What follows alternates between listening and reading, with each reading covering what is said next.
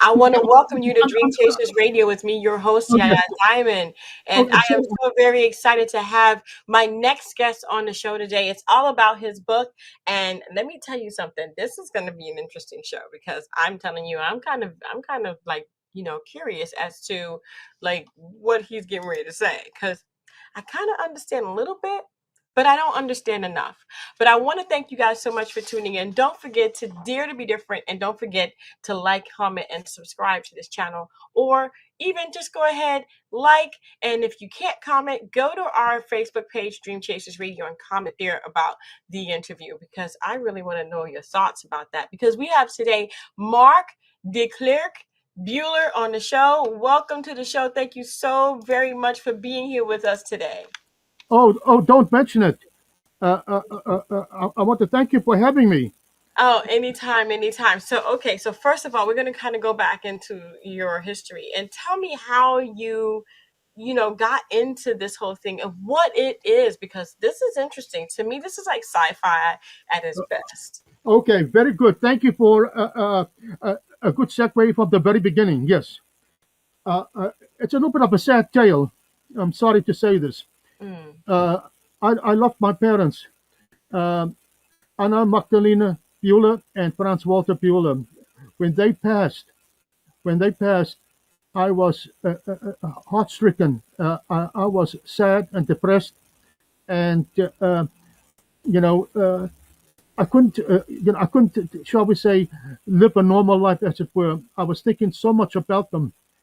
Um, the one thing that cured, well, not cured me, but the one thing that relieved me of my stress and worry and hardship was I went to Barnes and Noble bookstore, and what I saw in Barnes and Noble just helped me a little bit, because what I saw was books, magazines, everything related to every topic, not just space, but fiction and drama, mystery, and all of that. mm-hmm. So I said to myself, I can't be depressed on a constant basis, Yeah. because otherwise, what kind of a life will I be living? And you see, I had a beautiful mother and a beautiful father, and they were very, very kind and very, very nice to me.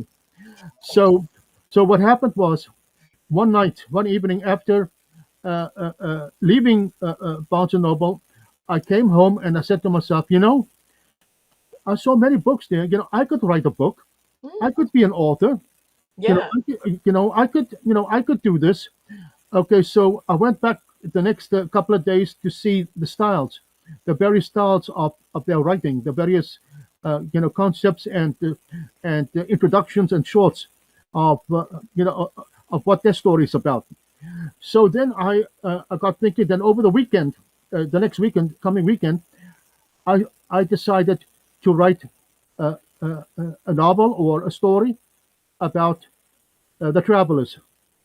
The Travelers predates Raoul, and what I wanted to do was I wanted to see if I could write. Okay, maybe I could do it, maybe I can't. Certain people are good at certain things, certain people are not. So it's turning out very, very good. Very my first short story, uh, uh, approximately maybe 160 page. I'm sorry, 60 page or something like that, and it turned out to be pretty good. I went to a publisher, and they published it. It's called The Travelers. Mm, Then, uh, uh, then after that, I decided to go mm-hmm. bigger, and I needed a concept, a storyline that will be very, very surprising, very, very interesting to those in science fiction, in those in horror, in those in mystery, and in those of adventure or travel. Mm-hmm. And so the four categories I put into my next. Well, actually, they were a little bit involved with the travelers, but I expanded it. I truly expanded it into a unique and different way. Mm-hmm. Okay, what I wanted to write about and perhaps maybe accomplish is the fact is that maybe we are not alone. Maybe out there is a civilization. Don't forget the uh, the Milky Way galaxy is very big. It's over 100,000 light years across, and certainly there could be civilizations that come and they go. Okay, uh, but where do they go? If a civilization is doomed, it has to go somewhere. So then I decided, I tell you what, like everything else in life, every civilization seems to come to Earth, right? They, they try to not take over the planet. At least, at least try to see if their existence uh, is livable, can live Mm-hmm. on on an Earth. But the difference between the modern science fiction books and what I wrote was maybe or maybe not. They are here right now, but perhaps maybe 15,000 years ago. Okay, they came. Okay, they came to shall we say to see early man and woman and children to see uh, uh, if they can establish some kind of intelligence, some kind of communication with them. And because I tell you why. Mm-hmm. Now comes the what I call the piste resistance. They were not here to befriend them. We're not there to, for instance, we're not there to provide aid and assistance, and you know, and all of that. Mm-hmm. They came to utilize them in a different way, and the different way is this. Okay, I don't want to shock you, but there are three things that the reptilian aliens, in fact, in fact, these are, shall we say, the these reptilian aliens called Ral, Trap, Attilian aliens, uh, shall we say, they utilize humans in three different ways. The most grotesque is food. Yes, they become food. If they do not become food, they become pets. And if they don't become pets, they are utilized as, you might call them slaves. But uh, their slavery is induced, inducted by temporal or by neuro transmitters systems implanted in the brain. Okay, similar to what Elon Musk is doing right now. These neurotransmitters. Mm. Uh, yes, what they did was for control. There are two ways of control, by the way. They have this ring that they put around the neck that that emits a certain frequency based on the brain's capability to intercept signals. Okay, uh, uh, uh, by doing so, uh, they become like zombies. Okay, if you tell them to work, if you tell them to dig, if you tell them to do whatever that is necessary for the role, they'll do it. So so then, of course, many decades went and came, but there's one little problem with that. These neurotransmitters are create information. What they do is expand the brain. They provide the brain's capacity to think.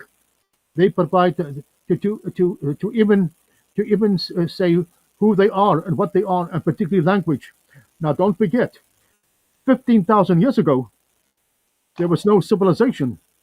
There Right. was this was the ice age.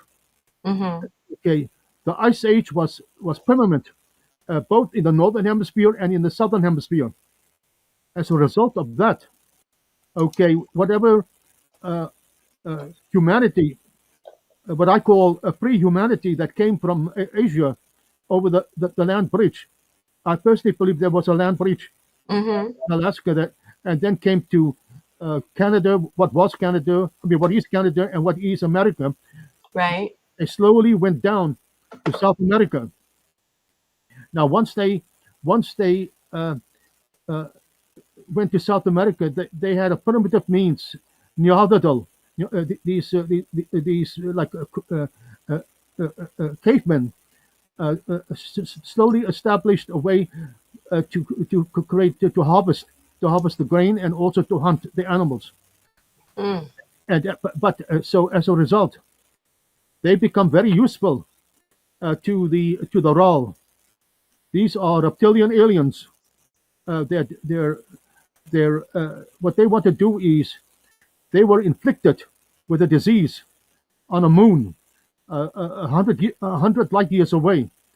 They came in world starships, massive world starships that they were like nomads. Uh, they came because their solar system, unfortunately, demised was obliterated by a black. See, they had a two-star system, and one star went to the other star because of a black hole.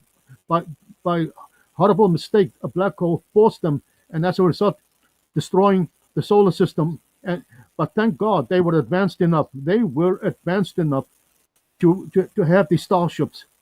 So they left 35, actually 38 starships left.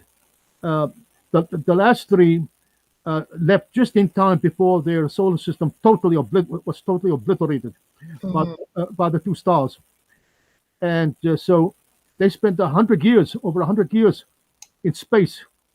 And then finally they saw a solar system with a moon, a vegetated moon that has wildlife, that has food, that has water, has everything.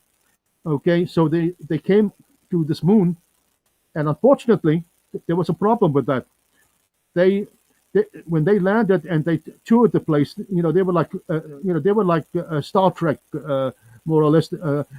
They wandered everywhere, but they encountered a plant, a particular a plant that, shall we say, lures them to touch them. Very much like petting a cat. Okay, so they loved they loved that the smell. The smell was intoxicating, and so everyone was touching this plant, magnificent. Little did they realize this plant is a killer. This plant kills and destroys anything that touches it, including the RAL. If there were humans there, they would kill humans. But because the RAL was there, they were they were infected. So when they finally left the moon to go further on into space, they noticed that their offspring, their their birth chambers were these people, these very young people, babies, were, were being killed. Were all of a sudden they were dying, and uh, so then of course they went further on, and luckily they found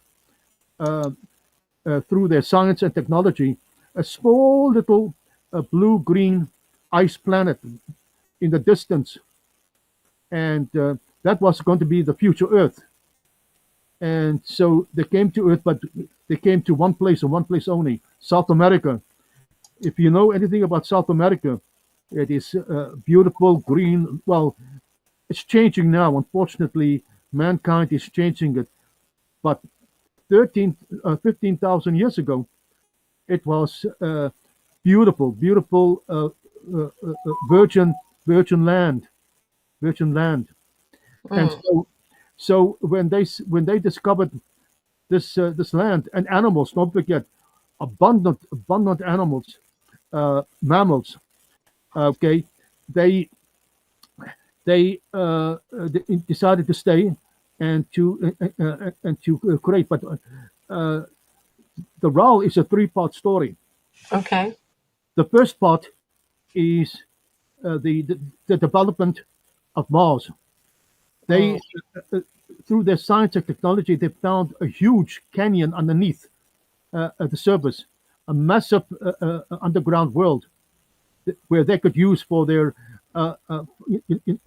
for their life for their laboratories, for their Mhm. and then that's the first part. The second part is they needed an energy source because they have an advanced technology that allows them for space, but very limited space travel, and also time travel. It's a space-time kind of machine capability. Okay, so they sent one craft to the sun, because they released a ring, a particular kind of ring, a green ring that absorbs the power of the sun, which converts that to electricity. Uh, Wow. okay, then of course there were the other. Uh, there were three, by the way. There were three world starship craft. Okay, and the one came to Earth, and they stayed in orbit because what they did was they went to this mountain plateau in western Brazil, bordering what what was called what is still called the cradle of the Andes Mountain. And there they discovered this mountain plateau, and with a small little vertical cave in the center of this mountain, on top of this mountain. So what they did was they went down into this, and there they developed this time machine ring, this portal, okay, that will take them not only to Mars, that's as far as that they can go, or to their starships, or and also it provides a conduit for the sun's corona, because what happens is tremendous amounts of heat from the sun went into this corona tunnel corridor. That that is then converted to electricity because they needed massive amounts of electricity for their operation.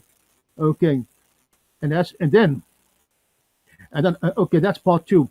Then of course, then comes the today. Okay, towards oh wait a minute, before that, there was this wonderful woman. Okay, her name was Cotraxia. Cotraxia. Okay, she became the hero. She became like the Joan of Arc. She she rose up all the natives, uh, and she released the hold of the Ral. And the Ral did understand this. They, in fact, this was like subversion. This was like a revolution. A rebels. They didn't understand that, and as a result, they decided to leave. Okay, and the last thing she said was, "You'll never come back. Otherwise, we'll kill you."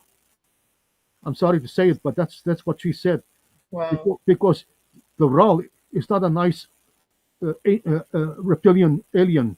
They are horrible creatures. They will, uh, you know, they make, they make. I'm sorry to say this. They make the Nazis look timid and nice and friendly. The Ral, you have to be very careful of the Ral. And the last of it is we have a hero by the name of Emmanuel Ramon. Okay, he became, and of course, the other one is Arisopata, Arisomana, uh, Arisanopa. He happens to be the Indian chief. Okay, the Indian chief of the local village of Amazonia. Okay, because don't forget, this all takes place in the jungles and mountains of South America, Wow. and so with Ramon, they oh, by the way, this is not the piece de resistance. This is not the icing on the cake. The Ra on this moon that where they touched the plant also has a sea serpent. Okay, it's called the Terranor. The Terranor is a serpent of death. Mm. Uh, when they discovered the Terranor, they were they were wild. They were they were well, let's put it, they will kill you. they will try to eat you, but Mm. yeah, but they were not as vicious or as vile as what the Ra made them out to be, because with their neurotransmitters, they created a specialized, shall we say, weapon. They became a weapon of the Ra, because when the Ra came to South America and uh, shall we say, uh, where they encountered the natives, okay, the early natives, there they put one over 100 pteronoas on the ground on the surface. Now these were killers. They they will grow to a maximum of about 30, maybe 35 feet. Mm. Okay, but they no, they are horrible. Okay, the only civilization, the only I mean, not civilization. Yes, were the aliens. The aliens were the only ones that could control them. Okay, and of course, when they did, this is how cruel the reptilian aliens are. When they finished their job, okay, they put them into a special chamber where they killed them. Okay, they probably killed them for food, very much, you know, like those in Asia, like in Japan. Now, the one problem is this: is the Terrano, shall we say? You must understand the Terrano will exhibits. I would say, I'm sorry, right now it exhibits 1,400 volts of electricity. So with their tongue, they have a forked tongue. If you could see me, they have a forked tongue. And what happens is these are large creatures. What they do is they come around you like this with their tongue, and they put 1,400 volts of electricity into your body. Okay, because what they want to do is they want to eat you. Oh no. Okay, because yes, the Terranor wants to disable you and then to kill you. I know it's not a pretty picture. I know it's not a pretty book. It's not it's not Bambi, or it's not a Walt Disney type thing. But I want to tell you one thing: they meet their end at or partial end at the end of this book, but more so in the coming 3-part chapter, 3-part book that's coming soon, towards the middle of next year, and they will meet their end or demise. But don't forget, these reptilian aliens are very powerful. They are technologically powerful, and they uh, they will do everything they can to survive. Okay, and Wow. yes. So unfortunately, there's a lot more to tell. Oh, by the way, there's a hero. There's a hero in this book. Okay, and not Ramon, not the Indian chief, and of course, I'm sorry to say, not a little girl, not the girl that grew up to be well, to be Quatraxia, but there were the black jaguars. Yes, there were 5 black jaguars that were hunting, and trying to kill the Terranor. Okay, now unfortunately, I'm not going to tell you what happened to these beautiful and wonderful creatures, but when you read the book, The Ral, you will see what happened, unfortunately. But at the same time, they gave their life, okay, for uh, the people and village of Amazonia, the villages of Amazonia, and you could be very proud of them. These are beautiful cats. These are the black jaguars. Wow. Wow. That takes me all the way through. I mean, you can't get any better than that to explain all three versions of what you have. So the version that we have up now, that one, the RAW, that's the last one, and there's another one coming out afterwards, right? Yes, it's called the Ral. The RAW. Okay, so this one is the current one, but then the next one's coming out next year. I am just wow. Hopefully this year. Hopefully Well, this year. I hope so. I Yeah. mean, think about it. What kind of imagination? I mean, did you know you had this kind of imagination? Before? Well, let's put it this way. I, I'm going to be very truthful. I used to be a great fan of Star Trek, of Star Wars, of all the other science fiction TV shows and movies. But the one thing that doesn't make sense is, uh, they seem docile. They seem, they don't seem to be, uh, you know, any different from humans. They Mm, have the same kind of culture. They speak the same English. They speak the same. And not only that, but you know, when we encounter aliens from other star systems, okay, or galaxies, well, not so much galaxies, but star systems, mhm, they're not going to speak the king's English. They're going to have their own language, and we have to better understand and to decipher what their intent is. mhm. Okay, the only movie that came very close. Of course, they had one problem. They had tentacles, but the only movie that came very close was Independence Day. Okay. Yeah. Okay, yes, okay, had a certain amount of, shall we say, repertoire in terms of, uh, you know, these aliens are not exactly, Peace Corps people.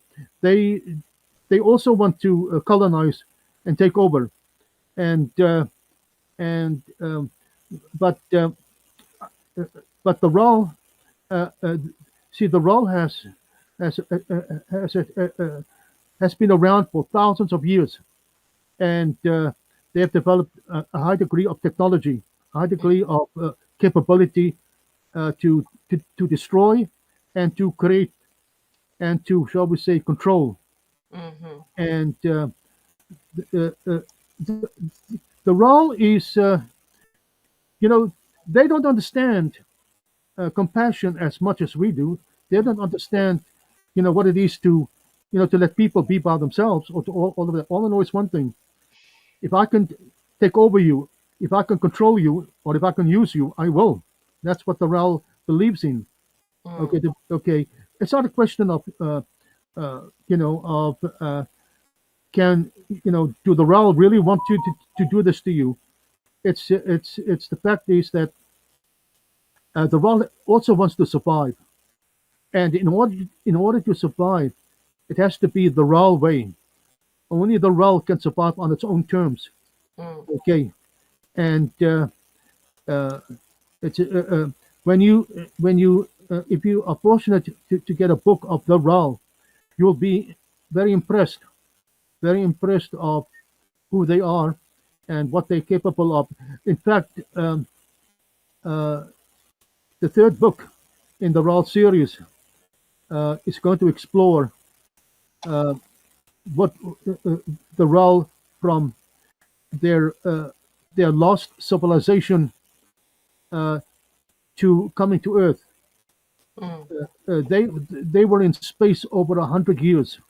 Wow. Okay, okay, and they have sublight speed. They can transverse great distances. But you will see what what they have done on their way. Don't forget, they are now nomads. To be honest with you, okay, nomads that they want one thing only: to survive and to have a planet that they call their own. Mhm. And so, but it was not Earth. In fact, they had no choice. Mm, They had no choice but to say goodbye, Earth. Okay, because they did not understand what rebellion is.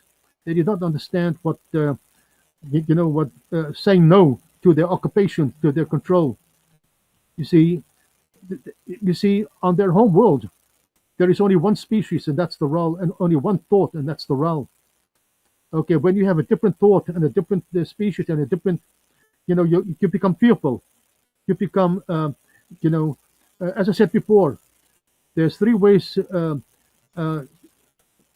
three human ways on the RAL, of the RAL. There is humans for food, humans for pets, or humans for service, for yeah. servants. and as a result, they decided, you know what? Let's go somewhere else. Maybe we can find a better food, and a better way of life. And that's what. And eventually, that's what they did. That's Wow. what they did. Well, anyway, I gave you the story. I gave you the book. Yes, you did. But look Yes, at this. you did. You still have to read the book. Hold on. You still have to read it. Yeah, because that's just the synopsis. That's just a summary of what's going on. Yes. That's not the story itself. Yes. Now look at it. Now, listen to me here. Hmm. It has science fiction. It has adventure. It has mystery, and it has horror. Oh, I know it's got horror. Okay. You, if, if you love horror, you will love the Terranor. Because Oh, don't forget, I haven't really told you how vicious and horrible they are. Tell me, do you like King Kong? yeah. Okay, it's like King Kong without a heart, Oh goodness. without a soul. Wow. It's like King Kong without a soul. I think you and yes, it's not a pretty book. It's not a Walt Disney with Bambi and the other does and reindeer. This Mm, is this is a very realistic and cruel because I tell you why. And this is very important. The raw, you see, the raw understands nature and understands that if you were to take a brute monster, I mean a powerful brute monster, and make them your soldiers, make them your infantry, you don't need to have raw soldiers. You don't need to have raw expedition forces. Simply release the Terranor, and they will do your bidding for you. oh my gosh. You see that? Oh wow. I see that. Wow. Well, I want to thank you so much, Mark, for being on the show and for explaining the whole, principle of what you did and how you did it and the creation of the character and the actual monster. Because I'm going to call it monster because this is a monster. That. By the way, I'm sorry. Oh, by the way, Mm-hmm. in this book, there's the travelers. Oh, There's also the travelers, which are also interesting. By the way, which is also interesting, they uh, uh, when you see this book is adventure. Now, the adventure part is the travelers, and when you see what they go through, and don't forget the allies of the travelers is the black jaguar. So when you listen, I haven't even explained the adventures of the travelers and the jaguar, but when you read the book, you'll see what I mean. wow. And so this is the second part. The third part should be out really soon. And I'm Uh, going to well, go ahead. well, well, Right? the, well, the third part is will be up next summer Okay. because yeah, because right now it's I wanted to create a space adventure that that defies all space adventures, and it's also includes the RAW. Don't forget, it's the RAW before they came to Earth. Mm, Okay, okay. So you're going to see a very powerful, intense story coming up. It should be ready by, I would say, by June, by next June. wow. Well, we are looking forward to that. And also, go ahead and I'm going to put into the description box below the link to the current book so that you guys can be, catch up on whatever you haven't caught up on because this seems to be one of those books that will keep you up at night. Please, please, take Yes, a yes, peek. Just like if you have nightmares, don't eat pizza. I'm just saying. I'm just saying. Mark, yes. thank you so much for being on the show. I appreciate it so very much. And again, you guys, thank you so much for tuning in. Don't forget to dare to be different. And oh my gosh, yeah, the row. I mean, yeah, it's Oh, yeah. by the way, very soon I'm going to have a website. Oh, nice. Okay, Yes. all right. So Okay. we can get that website up, and as soon as you get it, we'll put it up. Okay. Yes, because I want to be in contact with you once I get my website up and running. That Okay. sounds great. Okay. So please, we'll be in contact. So don't worry. Oh, by the Okay, way, it has it has like a chat box type thing. A chat box thing. So you mhm. could always write and all of that in there. It's Nice. coming. It's coming very soon. Awesome. Awesome. That is great. That is great. Well, Mark, thank you. And thank you guys so much for Thank you. tuning in. Don't forget to dare to be different. Until next time, guys. Bye.